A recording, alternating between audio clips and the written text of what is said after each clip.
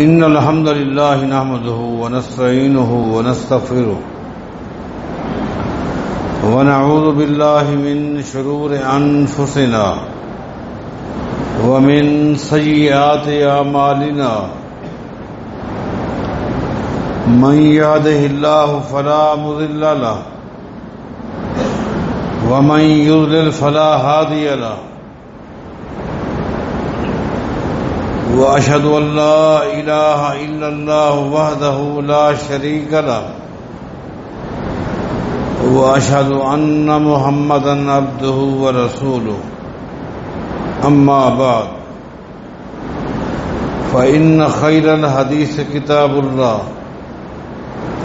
وخير الهدي هدي محمد صلى الله عليه وسلم وشر الأمور محدثاتها وكل محدثة بدعة وكل بدعة ضلالة وكل ضلالة في النار.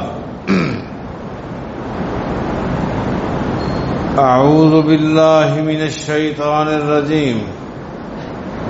بسم الله الرحمن الرحيم. فليحذر الذين يخالفون عن أمره أن تصيبهم فتنة أو يصيبهم عذاب عليم.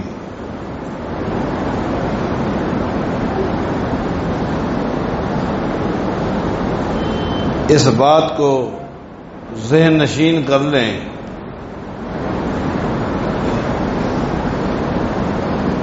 کہ اہل سنت والجماعت کے جن حلقوں میں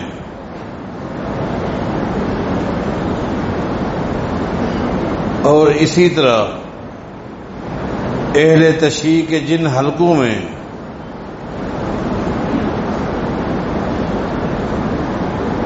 جو بدعات اور خرافات آپ کو نظر آتے ہیں،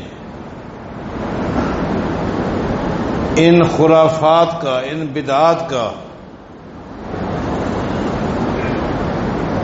اہل سنت والجماعت کے فکر سے، منہج سے کوئی تعلق نہیں. اسی طرح ان بدعات اور خرافات کا اہل تشیع کے فکر اور منہج کے ساتھ بھی کوئی تعلق نہیں. اگر آپ گہرائی میں جائیں گے تو یہ ساری بدعات اور خرافات مجوسیوں کی پیدا کردہ ہے. مجوسی زمین پہ سب سے شریر، شرارتی، منفی سوچ رکھنے والی قوم ہے.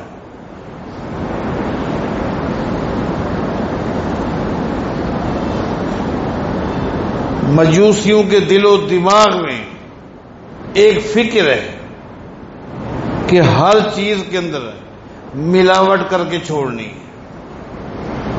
کھانے کی چیزیں، پینے کی چیزیں، عقیدے میں، عمل میں، اخلاقیات میں.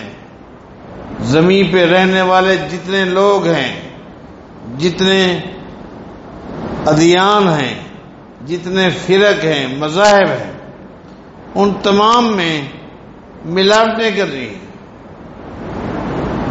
خالص زمین پر کسی چیز کو نہیں رہنے دینا. یہ مجوسیوں کی سوچ ہے. اس سوچ کے تحت وہ اپنے ایک مخصوص انداز کے ذریعے بدعات کو، خرافات کو غیر محسوس طریقے سے شامل کر دیتے ہیں تاکہ بندے کو احساس بھی نہ ہو. اب آپ غور کریں، آج اسلامی سال، اسلامی جو سال ہے اس کی آج ابتدا ہو رہی ہے. آج پہلا دن ہے. اسلامی سال کا پہلا مہینہ محرم. محرم کی آج پہلی تاریخ ہے. آپ اس مہینے میں دیکھیں کس قدر آپ کو بدعات اور خرافات نظر آئیں گی. آج کے خطبے کے اندر میں اہل سنت والجماعت کو ان کی مرکزی کتب کے حوالے دے کر میں ضمناً آپ کو بتا دوں کہ جب میں اہل سنت والجماعت کا لفظ استعمال کرتا ہوں تو یہ لفظ اہل تشیع کے مقابلے میں آتا ہے. اس میں اہل حدیث، شافعی، مالکی، حنبلی، حنفی یہ سب شامل ہیں. پھر ان میں سے ہر ایک کی جتنی تنظیمیں ہیں وہ سب شامل ہیں. وہ اپنے آپ کو دیوبندی کہہ لیں، بریلوی کہہ لیں، نقشبندی، شوربردی، چشتی، قادری، کچھ بھی ہے، یہ سب اہل سنت والجماعت میں ہیں. اہل سنت والجماعت کا لفظ اہل تشیع کے مقابلے میں آتا ہے. میں اہل سنت والجماعت کو ان کی مرکزی کتب احادیث کے حوالے سے ثابت کروں گا کہ ان خرافات کا، ان بدعات کا، ان کے فکر سے، ان کے عقیدے سے کوئی تعلق نہیں. اور اسی طرح اہل تشیع کی مرکزی کتابوں کے حوالے سے آج ثابت کروں گا ان خرافات کا، ان بدعات کا ان کی فکر کے ساتھ کوئی تعلق نہیں. اللہ کے لیے اگر آپ ان کی کتابیں نہیں پڑھتے، وہ آپ کی کتابیں نہیں پڑھتے، آپ کی جو احادیث کی کتب ہیں ان میں جو راوی ہیں اگر ان کے نزدیک وہ حجت نہیں ہیں، ان کی کتابوں میں جو احادیث کے راوی ہیں آپ کے ہاں حجت نہیں ہے، نہ سمجھیں، اپنی کتابوں کو تو پڑھیں نا. اپنی کتابوں کے جو راوی ہیں ان پر اعتماد کرتے ہوئے تو آپ دیکھیں نا.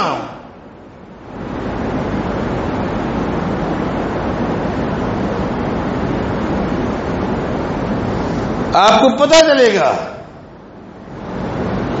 یہ کس قدر ہمارے اوپر، امت مسلمہ پر، یہود و نصارہ کے، مجوسیوں کے ایسے حملے، ایسا بگاڑ. اللہ، حالانکہ یہ مہینہ عظمت والا مہینہ ہے، حرمت والا مہینہ ہے. ان عدت الشہور عند اللہ 12 شہرا. اللہ فرماتا ہے قرآن کریم میں، لوگوں، سال کے 12 مہینے، سال کے 12 مہینے، منہا اربعۃ حرم. اللہ پاک فرماتا ہے ان 12 مہینوں میں 4 مہینے حرمت والے، عظمت والے، شان والے، ان کی الگ شان ہے. انبیاء سارے شان والے، اولو العزم کی الگ شان، آسمانی کتابوں کی شان ہے، قرآن کریم کی الگ شان ہے. ان 12 مہینوں میں سے 4 مہینوں کی عظمت ہے، شان ہے. یہ ایک الگ چیپٹر ہے. ان کو اللہ نے کیا مقام دیا، کیوں دیا؟ ان 4 عظمت والے مہینوں میں پہلا مہینہ کون سا ہے؟ یہ محرم کا مہینہ. اور یہ بھی بات ذہن نشین کر لیں، اس مہینے کو کسی خاص واقعے کی وجہ سے عظمت نہیں ملی. اگر کوئی یہ سمجھے فلاں واقعہ اس مہینے میں پیش آیا اس لیے اس مہینے کی عظمت اور شان بن گئی، نہیں. اللہ کے قرآن نے واضح کہہ دیا، یوم خلق السماوات والارض. اللہ فرماتا ہے میں نے ان 4 مہینوں کو جو عظمت دی ہے، جو مقام دیا ہے، اس وقت سے عظمت دی ہے جب سے زمین و آسمان کو پیدا کیا ہے. ان مہینوں کی عظمت اس وقت سے ہے، یوم خلق السماوات والارض، جب سے اللہ نے زمین و آسمان کو پیدا کیا ہے. لہذا کوئی خاص واقعہ بیان کر کے یہ کہنا اس مہینے کی شان ہے اس واقعے کی وجہ سے نہیں. اللہ فرماتا ہے یوم خلق السماوات والارض، میں نے ان مہینوں کو عظمت دی ہے، شان دی ہے، مقام دی ہے اس وقت سے جب سے زمین و آسمان کو پیدا کیا ہے۔ تو اس مہینے کی بھی ایک شان ہے، اللہ نے ایک مقام دی ہے، لیکن اس عظمت والے مہینے کو کس قدر بدعات کے ساتھ، خرافات کے ساتھ جکڑ دیا ہے، حالانکہ کوئی تعلق نہیں۔ اہل سنت والجماعت کے افراد غور کریں کہ نبی علیہ الصلوۃ والسلام نے اس مہینے میں جو خرافات ہوتی ہیں، جو بدعات ہیں، ان کا دین سے کوئی تعلق ہے؟ کسی خاص واقعے کو بیس بنا کر غم کا اظہار کرتے ہوئے اپنے سے باہر ہو جانا، گریبان چاک کرنا، منہ پیٹنا، اس کا دین سے کوئی تعلق ہے؟ اہل سنت والجماعت، نبی علیہ السلام کا فرمان آپ کی اس کتاب میں ہے جس کے بارے علامہ عینی حنفی رحمت اللہ علیہ نے صحیح بخاری کی تشریح کرتے ہوئے اپنی کتاب عمدۃ القاری میں فرمایا ہے، اتفق علماء الشرق والغرب۔ علامہ عینی حنفی رحمت اللہ علیہ فرماتے ہیں جہاں سے سورج نکلتا ہے وہاں سے لے کر جہاں سورج غروب ہوتا ہے وہاں تک پوری دنیا کے علماء اس بات پر متفق ہے کہ زمین پر دین اسلام کے اندر جتنی کتابیں ہیں، قرآن کریم کے بعد سب سے صحیح ترین کتاب صحیح بخاری ہے، سب سے صحیح ترین کتاب جو اہل سنت والجماعت کے ہر مدرسے میں، مرکز میں پڑھائی جاتی ہے، اور اس کتاب کی آخری حدیث پر فارغ و تحصیل دستار بندی کرائی جاتی ہے، چاہے وہ مدرسہ اہل حدیث کا ہو، حنفیوں کا ہو، شافیوں کا ہو، مالکیوں کا، حنبلیوں کا ہو، کسی بھی شاخ کا ہو، وہ دیوبندیوں کا ہو، بریلویوں کا ہو، صحیح بخاری سب سے آخر میں پڑھائی جاتی ہے، اور آخری حدیث وہ عالم پڑھاتا ہے جو اس جماعت میں سب سے بڑا عالم ہوتا ہے، جس کو شیخ الحدیث کہتے ہیں، اور اس آخری حدیث کے پڑھانے پر اس بچے کی دستار بندی کی جاتی ہے، دستار فضیلت علماء کی لسٹ میں اس کو شامل کیا جاتا ہے۔ اس میں ہے، نبی علیہ السلام فرماتے ہیں لیس منا من لطم الخدود وشق الجیوب ودعا بدعوی الجاہلیت۔ اللہ، نبی علیہ السلام فرماتے ہیں لوگوں، جو شخص غصے میں، تکلیف میں، پریشانی میں، دکھ میں، صدمے میں اپنی تکلیف کا اظہار کرتے ہوئے، اپنے غم کا اظہار کرتے ہوئے اپنے چہرے کو پیٹتا ہے، گریبان چاک کرتا ہے، کپڑے پھاڑتا ہے، واہ ویلا کرتا ہے، شور مچاتا ہے، روتا دھوتا ہے، ودعا بدعوی الجاہلیہ، دور جہلیت کی طرح آوازیں نکالتا ہے، یہ شخص سن لے اس کا میری امت سے کوئی تعلق نہیں، ختم۔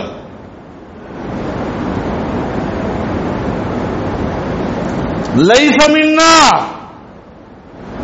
وہ شخص سوچ لے، وہ قوم نوٹ کر لے، وہ اسلام کا دعویٰ کرنے والا فرد یا قوم یا جماعت یا فرقہ نوٹ کر لے، نبی علیہ السلام فرماتے ہیں اس طرح کی حرکات کرنے والا لیس منا، اس کا میری امت کے ساتھ کوئی تعلق، ختم ہو۔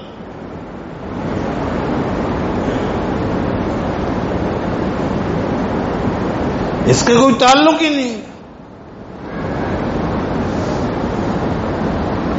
اس طرح کی بہت ساری احادیث ہیں، لیکن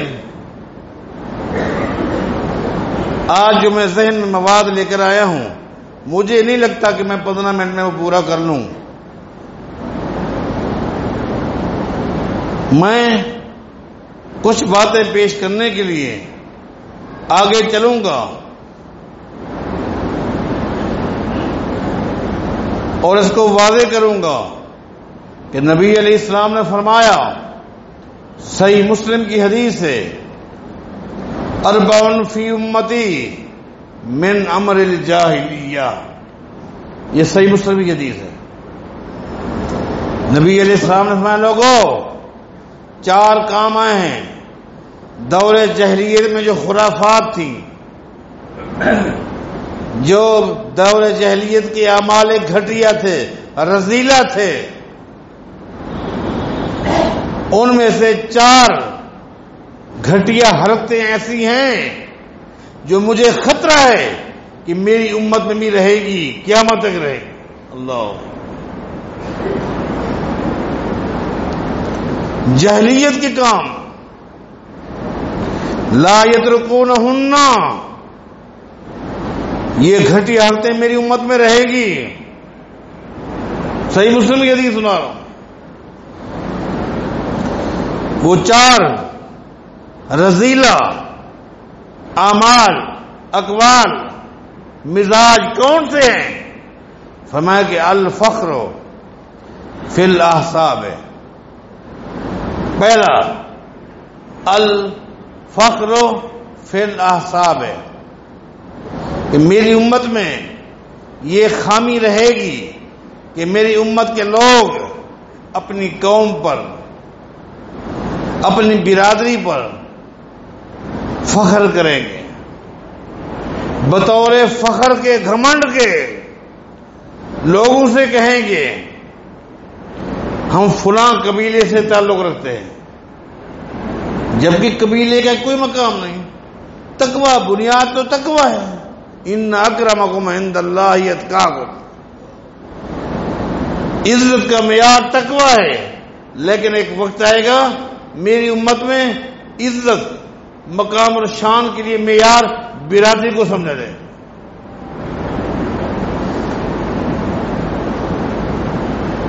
دوسری کیا ہے؟ وَالطَّعْنُ فِي الْأَنْسَابِ، دوسری برائی رہے گی کہ لوگ سامنے والے کو اس کی برادری کی وجہ سے حقیر سمجھیں گے۔ اللہ، اپنے آپ کو اعلیٰ، سامنے والے کو، اس کی قوم کو گھٹیا، حقیر سمجھا جائے گا۔ فلاں قبیلہ، اوہ، ان کے قبیلے کو گھٹیا سمجھ کے اس قبیلے کے افراد کو بھی گھٹیا سمجھا جائے گا۔ یہ برائیاں ہیں، موجود ہیں۔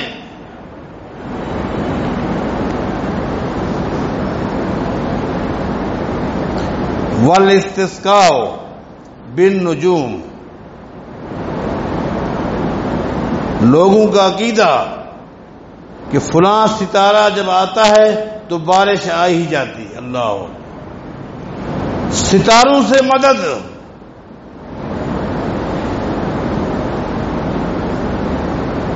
صحیح بخاری کی حدیث ہے، نبی علیہ السلام صلح حدیبیہ کے موقع پر اتفاق کے رات کو بارش ہوئی اور صبح کو آپ نے نماز پڑھائی، صحابہ نے آپ کو دیکھا کہ آپ زار القطار رو رہے تھے۔ صحابہ نے کہا کہ بارش ہوئی ہے، موسم اچھا ہو گیا ہے، خوشگوار ہو گیا ہے، آپ رو رہے ہیں۔ نبی علیہ السلام فرماتے ہیں یہ جو رات بارش ہوئی نا، اس بارش کے حوالے سے اللہ نے میرے اوپر جو وحی نازل کی ہے اس وحی نے محمد کو رلا دیا ہے۔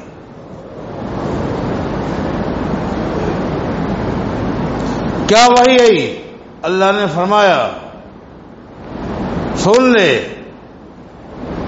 اصبح عبادی مومنم بھی و کافرم بھی، آج جو میں نے رات کو بارش بھیجی ہے اس بارش کی وجہ سے میرے کچھ بندے پکے مومن بن گئے ہیں، اور اس بارش کی وجہ سے کچھ میرے بندے پکے کافر بن گئے۔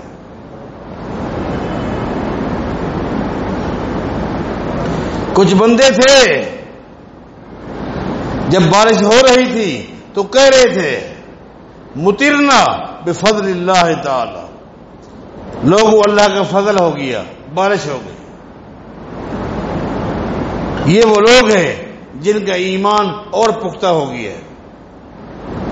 اور کچھ لوگ سے کہہ رہے تھے مطرنا بنوء قضا و قضا، لوگوں جب ثریا ستارہ آتا ہے تو بارش آ ہی جاتی ہے۔ یہ ہیں جن کا ایمان برباد ہو گیا، ایمان غرق ہو گیا، یہ وہ لوگ ہیں۔ نبی علیہ السلام فرماتے ہیں ستاروں کے بارے اس طرح کا عقیدہ یہ بھی بیماری رہے گی۔ چوتھی بیماری والنیاحہ، میری امت کے اندر یہ بھی بیماری رہے گی کہ مرنے والے پر، میت پر نوحہ کیا جائے گا، نوحہ بین کیا جائے گا، نوحہ کیا جائے گا۔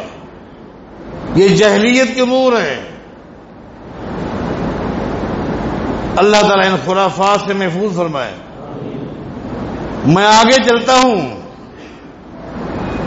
اہل تشیع کی سب سے معتبر کتاب کا حوالہ دے کر ان کی ہاں جو معروف حدیث ہے، مرفوع حدیث ہے، وہ سناتا ہوں۔ مرفوع حدیث یعنی ان کی کتاب میں جو نبی علیہ السلام کا فرمان موجود ہے۔ کتاب کا نام ہے فروع کافی۔ فروع کافی، آپ کو پتا ہونا چاہیے میری یہ بات ڈب ہو رہی ہے، اہل سنت والجماعت کے ہاں کتب احادیث میں جو مقام صحیح بخاری کو حاصل ہے، اہل تشیع کے ہاں ان کی کتب احادیث میں وہی مقام فروع کافی کو حاصل ہے۔ اتنا بڑا مقام ہے۔ اہل تشیع کہتے ہیں فروع کافی کے مصنف محمد بن یعقوب اس کا نام ہے۔ محمد بن یعقوب نے جب یہ کتاب لکھی، کتاب لکھنے کے بعد محمد بن یعقوب فروع کافی کے مصنف نے لمبا سفر کیا، لمبا سفر کیا۔ سفر کرنے کے بعد اس غار پر پہنچا جس غار میں ہمارا 12واں امام موجود ہے، امام مہدی جس کو کہتے ہیں،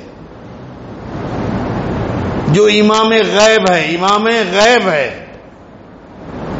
جس غار میں ہے، جو قرب قیامت ان کے عقیدے کے مطابق وہ آئے گا۔ اس غار پر مصنف کتاب کو لے کر پہنچا، امام کے آگے وہ کتاب پیش کی، یہ کتاب میں نے لکھی ہے، آپ اس کو پڑھیں، اس کے بارے تبصرہ بیان فرمائیں۔ تو کہتے ہیں کہ امام مہدی نے اس کتاب کو پڑھنے کے بعد محمد بن یعقوب سے کہا ھذا کافن لشیعتنا، اے محمد بن یعقوب جو تو نے کتاب لکھی ہے سن لے، زمین کی پشت پر جتنا شیعہ رہتے ہیں ان کے عقائد، ان کے اعمال، ان کی اخلاقیات، جملہ امور کے لیے تیری لکھی ہوئی کتاب کافی ہے۔ ھذا کافن، یہ کتاب کافی ہے، کافن کافی لشیعتنا، ہمارے تمام شیعوں کے لیے۔ اس کتاب میں ایک طویل حدیث ہے، نبی علیہ السلام فرماتے ہیں لا تطمئن خدن، اور لوگوں خبردار، دکھ میں صدمے میں کوئی شخص بھی اپنے منہ کو مت پیٹے، اپنا گریبان مت چاک کرے، اپنے چہرے کو مت نوچے،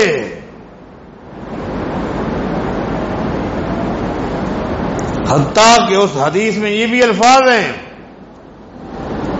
اس حدیث میں یہ بھی الفاظ ہیں، نوٹ کرو، وَلَا تُسَوِّدَنَّ ثَوْبًا، خبردار کوئی شخص غم اور دکھ کے صدمے میں اپنے کپڑوں کو کالا مت کرے۔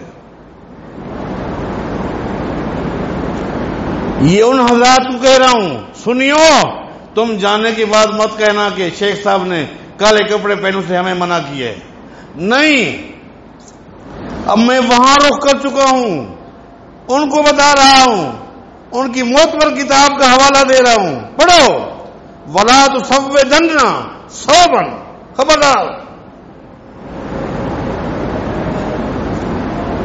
نہ چیخنا ہے، نہ شور مچانا ہے، نہ پیٹنا ہے، نہ نوچنا ہے، نہ اپنے آپ کو زخمی کرنا ہے، نہ گریبان چاک کرنا ہے، نہ بین کرنا ہے، نوا کرنا ہے، اور نہ ہی کپڑے کالے کرنے ہیں۔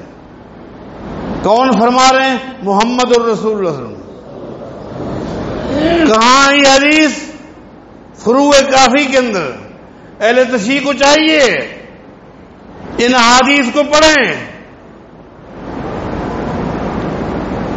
کم از کم اہل علم سے رابطہ کریں کہ ہماری کتب میں کیا عقیدہ ہے، کیا فکر ہے۔ بلکہ آج صبر بھی تھوڑا سا آگے چل جاؤں گا، میں محسوس نہیں کرنا، بلکہ ان کی ایک بڑی مرکزی کتاب ہے انوار النعمانیہ، بہت بڑی کتاب ہے، بڑی جلدوں پر مشتمل ہے، انوار النعمانیہ۔ غالباً اس کے شروع میں ہی نبی علیہ السلام کی معراج کا واقعہ درج ہے، نبی علیہ السلام کی معراج کا واقعہ بیان کیا گیا۔ تو اس میں ہے کہ نبی علیہ السلام فرماتے ہیں معراج والی رات رأیت المرأۃ علی صورت القلب، حدیث کا سیاق و سباق بتاتا ہے یہاں مرا جمع کے معنی میں ہے۔ نبی علیہ السلام فرماتے ہیں، کتاب کا نام آپ نے یاد کر لیا، اہل تشیع حضرات کو اس حدیث پر غور کرنا چاہیے۔ رأیت المرأۃ علی صورت القلب، نبی علیہ السلام فرماتے ہیں معراج والی رات آپ واقعہ بیان کر رہے تھے، اور آپ کے ساتھ اس حدیث میں آتا ہے کہ اس وقت آپ کے ساتھ سیدہ فاطمہ بیٹھی ہوئی تھی رضی اللہ عنہ۔ نبی علیہ السلام سیدہ فاطمہ کو رضی اللہ عنہ کو اپنا معراج والا واقعہ بیان کر رہے تھے۔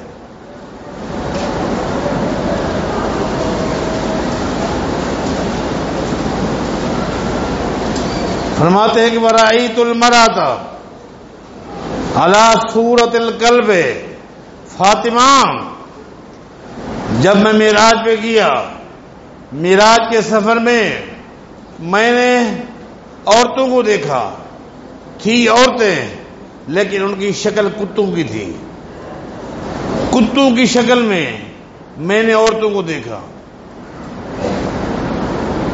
وَنَارٌ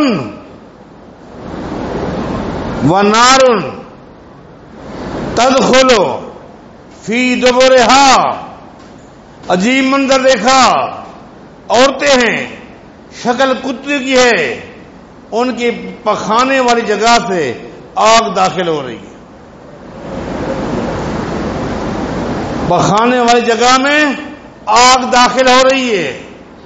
وَتَخْرُجُ مِنْ فِيهَا، اور منہ سے آگ نکل رہی ہے۔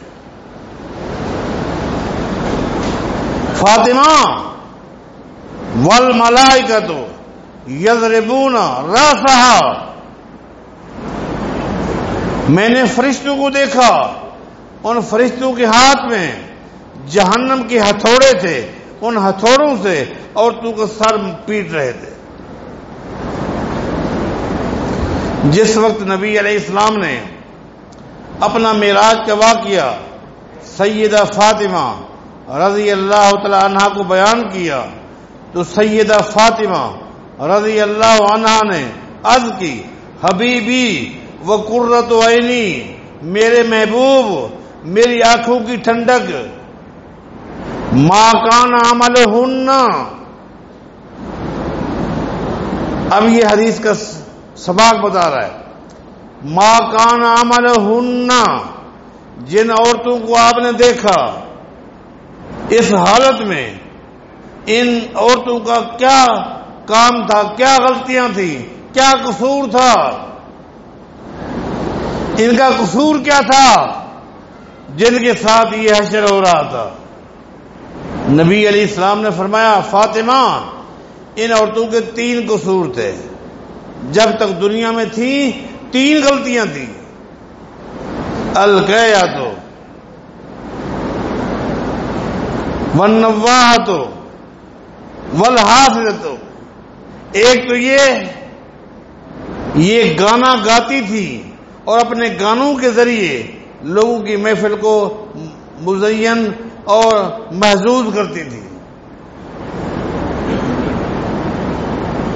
مجلسوں میں گیت گاتی تھی۔ دوسری میں بیماری کیا تھی، یہ نوحہ کرتی تھی، نوحہ۔ سنو میری بہنوں، مسلمان عورتوں اور سنیوں اور شیعہ، بین کرنا، نوحہ کرنا اتنا بڑا گناہ ہے۔ وہ حاسدۃ، اور ان عورتوں میں حسد تھا، اپنے علاوہ کسی عورت کو اچھے لباس میں، اچھے گھر میں، اچھے خاوند کے ساتھ، اچھے کھانے پر دیکھ کر یہ برداشت نہیں کرتی تھی، یہ بیماریاں تھیں۔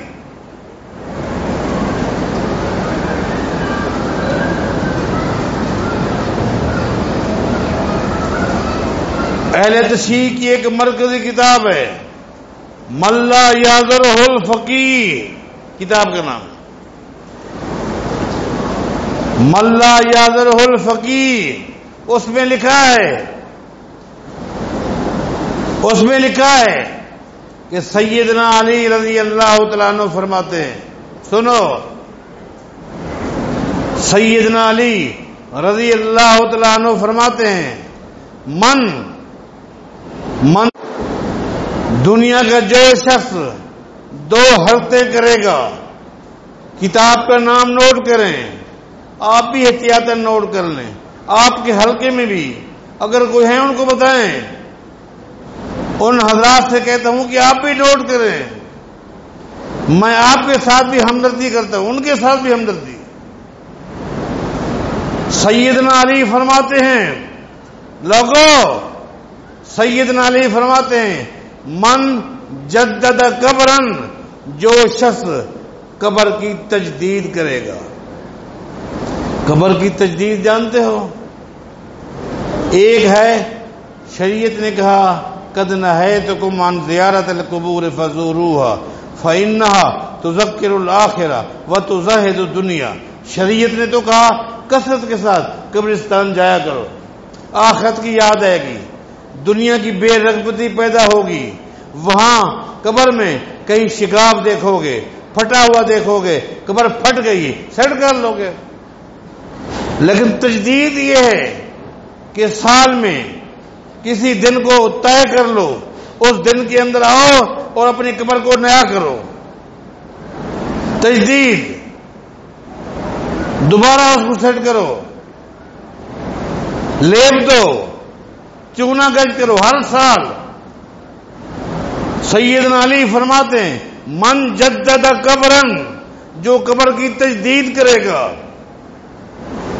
دن کا تعین کر کے، مہینے کا تعین کر کے، وقت کا تعین کر کے، قبر پہ پہنچے گا، باپ کی قبر، بیٹے کی قبر، دادے کی قبر۔ آج سے شروع ہو گئے نا دن، ان 10 دنوں کا تعین کیا ہوا ہے کہ نہیں؟ پورے سال میں یہ 10 دن ہیں نا، لوگ جاتے ہیں باپ کی قبر پہ، دادے کی قبر پہ، قبر کی تجدید کرتے ہیں کہ نہیں کرتے؟ سیدنا علی کے اس قول کو نوٹ کرو، من جدد قبرن، جو شخص بھی قبر کی تجدید کرے گا، اگلا لفظ اور خطرناک ہے، وَمَثَّلَ مِثَالًا، وَمَثَّلَ مِثَالًا،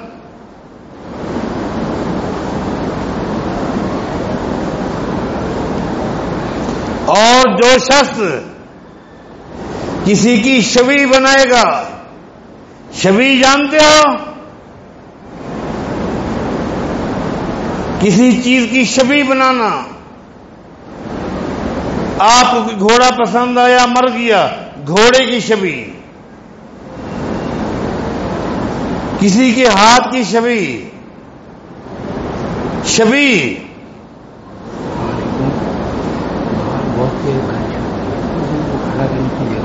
اچھا صدیق بھائی فرماتے ہیں کہ باہر بڑی تیز بارش ہو رہی ہے، لوگ پریشان ہیں، تو باہر یہی جملہ کافی ہے۔ سیدنا علی فرماتے ہیں جو شخص قبر کی تجدید کرے گا یا اس طرح کی حرکت کرے گا، کسی کے ہاتھ کی شبیہ، پنجے کی شکل میں، کسی گھوڑے کی شبیہ، فرمایا سن لو، فقد خرج عن الاسلام، وہ دین اسلام سے خارج ہے۔ بہت ساری باتیں ہیں، انہی پر اکتفا کرتا ہوں، اللہ تعالیٰ سے دعا کرتا ہوں کہ بڑے اخلاص کے ساتھ میں نے سنیوں کو، شیعوں کو، ان کے ساتھ آخرت کے حوالے سے خیر خواہی کرتے ہوئے چند باتیں ان کی کتب کے حوالے سے پیش کرتی ہیں۔ اللہ عمل کی توفیق عطا فرمائے اور خرافات سے بچائے۔ اقول قولی ھذا وآخر الحمدللہ۔